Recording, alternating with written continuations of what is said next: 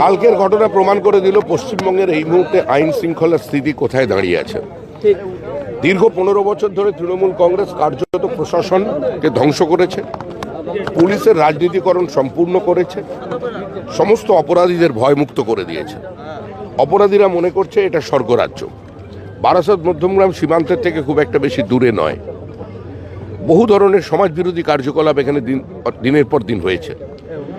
জাল আধার কার্ড তৈরি, জাল রেশন কার্ড তৈরি, জাল এপিক তৈরির কাজ এই বারাসাত এবং মধ্যমগ্রাম থেকে চলছে। ভারতবর্ষের যে প্রান্তেই যে অনুপ্রবেশকারী ধরা পড়েছে তাদের সবাইয়ের কাছ থেকেই জেরা করে এটা পাওয়া গেছে তারা কার্ড সংগ্রহ করতে এই অঞ্চলটাতে।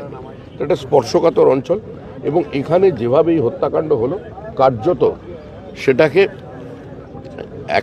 একটাই বার্তা দেওয়ার জন্য হলো, মানে এটা প্রধানমন্ত্রী দুদিন পরে আসছেন তাকে বার্তা দেওয়ার জন্য, নাকি বিজেপির বুকের ওপর গুলি করা হলো। এইভাবে কোনো ধরনের উত্তেজনা তৈরির চেষ্টা হচ্ছে, অস্থিরতা তৈরি করার চেষ্টা করা হচ্ছে পশ্চিমবঙ্গে। বিভিন্ন জায়গায় অস্থিরতা চলছে, এটা আমি অস্বীকার করছি না। আমি আমার দলের কর্মীদের বার্তা দিয়েছি এবং প্রশাসনকে বার্তা দিয়েছি যে যদি কোনো জায়গায় কোনো অশান্তি তৈরি করে সেখানে ব্যবস্থা নিন, কড়া পদক্ষেপ নিন, রং দেখবেন না। কিন্তু এটা কি হলো? আমরা জিতলাম, আমাদের 3 জন কর্মী মারা গেল। কালকেও বসিরহাটে আমাদের এক কর্মীর ওপরে গুলি চালানো হয়েছে, 4 রাউন্ড গুলি চলেছে। তো আমাদের কি ক্ষমতা নেই? সিংহ স্থবির বলে যদি কেউ মনে করে তাকে পদাঘাত করবে, ভুল করছে।